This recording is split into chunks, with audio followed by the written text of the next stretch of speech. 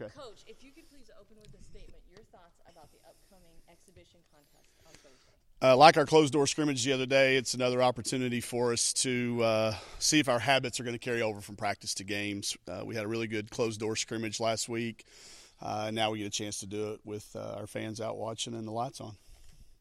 Coach, have you thought about for you what it's going to be like walking out that first time into a place that you've dreamed of being the head coach at? Yeah, I've been in there a few times as an assistant coach and a head coach as a high school coach, but I know it's going to be exciting. We got a lot of family coming, a lot of friends, so I'm anxious for that to happen and move on and be an exciting moment and enjoy it, but then turn the focus to our players and our team that's coming up and let our fans enjoy what we've been getting a chance to see in practice every day. How would you characterize what you've seen from the team, maybe from when you got here in April to now? Eager to learn, very eager to try to please. This is a group that really, really wants their coaches to think they're doing a good job. And trying to do what we're asking them to do. We have to be very specific in what we ask because they try to do everything we say. And that can become overload and overwhelming. We have 13 freshmen, basically. Every terminology that we use as a staff is brand new to everybody. So we have to slow down. We've been really good at the things we've tried to focus on. In our scrimmage the other day, we hit 3 things, and we knocked those 3 things out of the park. Now, you need more than 3 things to win at basketball, obviously, but this group has been very welcoming, very eager to try to play fast, which is a huge change for them. And change is always difficult when you go through it, but they have been great pleasers and really excited about their effort to do so. What do you want to see out of this game? Can we take practice to the game floor? Can we take running fast in transition offense, talking on transition defense, having good timing and spacing against our guys on campus that come in and practice with us, and do that against somebody that doesn't know what's coming. Some translation from practice to the game floor. What were the 3 things in the scrimmage? Pace of play. I wanted to see our pace of play be at a really, really high level. We're shooting for anywhere from 20 to 25 possessions a quarter, and we got that in 4 of the 6 quarters that we played.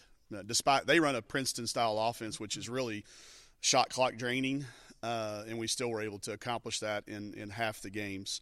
The other thing, Grant, I wanted to see them do was touch each other. Physically huddle. Anytime there's a dead ball, go to each other. Anytime there's a person on the floor, we got 5 people helping them up. That's an intangible thing, and they knocked that absolutely out of the park. And then we need our transition defense to be really good. Early in the year, you don't typically shoot it as well, and you turn it over a little bit. So our transition defense needed to be really good, and it was. Those were the 3 things, and they did really well with all of them. We talked about groups, a couple weeks ago. Yeah. What's who's the number 1 group right now? Don't have it, still have it yet. Still don't have enough data. We're going to try a different group than we played. We played 6 different starting groups, if you would say, up there, and we'll probably have a 7th and an 8th still, in these 2 halves or these quarters. We're still looking at it in chunks. I know they're going to keep an overall score because it's considered a game, but I can assure you we're looking at it as a hockey lineup. The lineup changes, shifts. Still don't have enough usable data. Counting our practice scenarios, we've played about 15 games, and that's enough to give you just enough, but we need a little bit more sample size. I can tell you this, there's not very much difference between 1 and 11.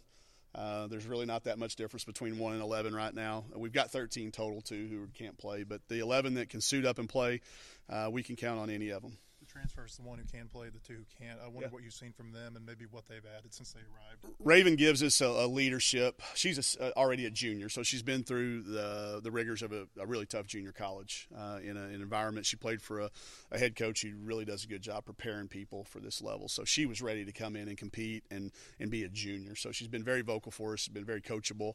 And then we've got a naive freshman in Taylor Thomas who just runs up and down, and is doing lots of good things. With Macy and Grace, the 2 that had been recruited by the former staff, you got 2 kids who love the Razorbacks, and they're 2 of the biggest pleasers that I have. The 2 that can't play, the 2 that you won't see dressed out, but you'll see if you come over to practice, continue to use this year as a benefit, not as a penalty for making a transfer. They are using it to learn our terminologies and be leaders. They're also using it to work on their game. They get to be the other team's best player, and that may be outside their comfort zone. A kid like Atiana Galden, who is a great driver, some days I say, hey, today you're a great shooter. shoot it every time you're open. And her eyes lit up like, huh? I said, shoot it every single time you're open at the three-point arc. And she made more shots than she's used to. So I think those two kids have a unique opportunity, and they're all making the most of it. They obviously have high credentials out of high school. I wonder how much you think they help in practice. Very much so. We have a great men's practice team that comes in some days, but they can't be here every day. But with those two guys, they can literally simulate SEC-level caliber players that we're going to see, the other team's best players, every single night. So that's an invaluable thing, plus just their work intensity. If we can keep Itiana Galden from driving it to the basket, we can keep anybody in the SEC from driving it to the basket. That kid can really put it on the floor and attack the rim. So it seemed easy Sunday for us. They're like, Coach, we're used to guarding IT, and we're used to having to guard Chelsea. So they can give us a tremendous lift throughout the season. Coach, the Latino community is growing tremendously in the state. And what are you planning to do as a coach, but also as a team, to engage the Latino community to come to support the Razorbacks? Anybody that's been around us and has seen our calendar knows we've been out in the community. I've literally been someplace every single day. Our community is going to be tired of seeing the Lady Razorbacks out and about. And specifically to anything that we can do, just let me know. If there's an event going on I'm unaware of, reach out, let me know. I'll be there. I haven't said no to anybody yet, and I'm not about to start. Are you recruiting any Latino players? Not here. I haven't had, not from this area, not that I know of. I have in the past. Obviously, if you look at our team from last year at Washington with Gigi Garcia and Amber Melgoza, you know that it's something that if they're in our area and interested in us, I'll be interested in them. Mike, at Media Day, you guys were picked last. Do you use it as motivation? Do you ignore it? How do you No, you can't ignore it. It's ridiculous to say you could ignore it. I think you have to embrace it, expect it. I mean, they finished last. They know they finished last year.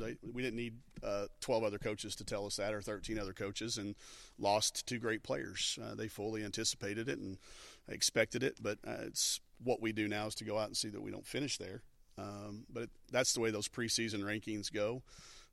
And if it uses it to inspire them in some shape, form, or fashion, that's okay too. But we don't talk about it a lot as a group. We don't have to. You have captains yet? Probably not going to have for a while. Those things kind of take time to develop. I do have some leaders. I'd rather have leaders than captains anyway. But Dev Cosper's been a leader from us from day one since she chose to fulfill her last year of eligibility. She's been a leader for us. So if that develops into a captain's role, we'll see. Captains take a time to make sure that, A, that kids are capable, and B, that they want to. It's hard to be a captain these days. In today's society with social media like it is and the scrutiny, it's hard to be that person that stands up and becomes a captain. But she's certainly got the qualities to do it. And I think we've got some juniors and some sophomores in time that could be captains and leaders for us. Mike, is it easier or harder to get a team that's used to going slow to get them to go faster? I think it's probably harder. I think it's always harder to say go instead of whoa. So that's what I want. But it just takes habit. And anybody that has watched us practice, and if you come over there, the first 15 minutes of practice is all that. And that has started to carry over. So they know we want to play fast. That was the first question they asked us, Coach, was that fast? I said, did it feel fast? They said it felt fast. So I think it's harder to speed up than it is to slow down. So if we turn it over a few times early in the year right now, I'm going to be a little more okay with that than I am a passive, non-aggressive. I'll give you this stat, and you keep stats, you don't keep stats. Mal shot 17 free throws the other day. 17. That means that she drew a bunch of fouls, and she probably drew another handful of fouls that didn't result in free throws, that were not shooting fouls. So she was aggressive, and I want that kid to be uber aggressive because she's really, really hard to keep in front of you. No coach wants to deal with distractions, and this team last year started off with a distraction with the kneeling during the anthem. Yeah. Has that been a discussion this year? It hasn't. I've talked to my team. I talked to my kids every single day. Not one of them have mentioned it. I think that was last year. I think they all lived through it already, and I don't think that's been something they've talked about wanting to do again. What about from the piggybacking on that from the fans? I know that turned off some fans last year. Have you faced any of that? Trying to. I get asked it a lot. And I wasn't here, so I can't. I don't know what was going on, so I don't talk about it. Have you felt like you've had to smooth over anything with the fan base? Every now and then I'll get a fan that will ask me, if I come, are they going to be standing up? So I think I talk to them on an individual basis, and it usually works out. But I haven't spent much time thinking about it. If y'all see our schedule and you know how many things we got to put in, I don't have time in the day to think about some stuff that went on when I wasn't around. Did you play this fast at Washington? Yeah. So it's not just a thing about the SEC or whatever? No, well, I think it is particular. If maybe it would have gone to another league, might have not played that way, but I think in the SEC you have to try to do something like that. It was very beneficial for us, the style of recruits that we like to recruit, and the kids that are available, very conducive to playing in that. So we did play extremely fast. We tried to lead the country and made free throws and layups, and we led in several of those areas over the last 4 years. So. You have a rebuilding project like this. Todd Schaefer being with you, someone that you've had experience working with. I wonder how much you think that helps.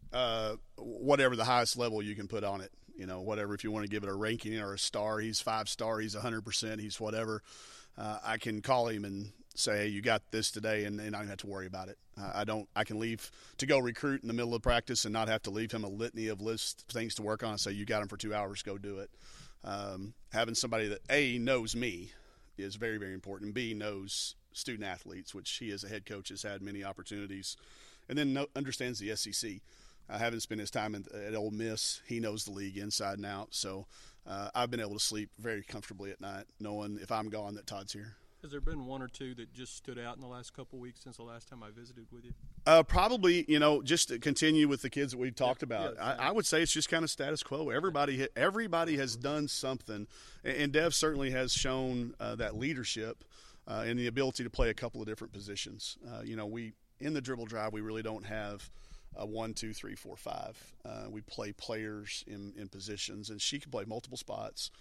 She can score a lot of different ways, but she's played really. Bailey Zimmerman has really given us a whole bunch of, hustle points, things that don't show up on the stat sheet. She keeps balls active. She's long defensively. Her lineups have been very good as a result of that, and she shot the ball pretty well. We didn't shoot it particularly well the other day. In fact, we missed our first 14 threes.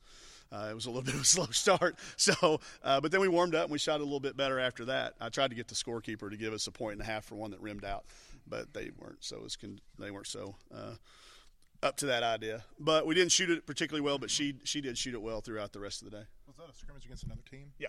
Closed door. The NCAA allows you to either play 2 exhibition games or 1 closed door scrimmage. Mm-hmm. We did it with Missouri State. You can't publicize it ahead of time, so nobody knows what's going on, but you can talk about it afterward. It went great. We don't talk about specifics because they're not going to talk about us. I'm not going to talk about them, but it was really good for both of us. Kelly Harper, we used Kelly Jolly at Tennessee back when that game happened in 98.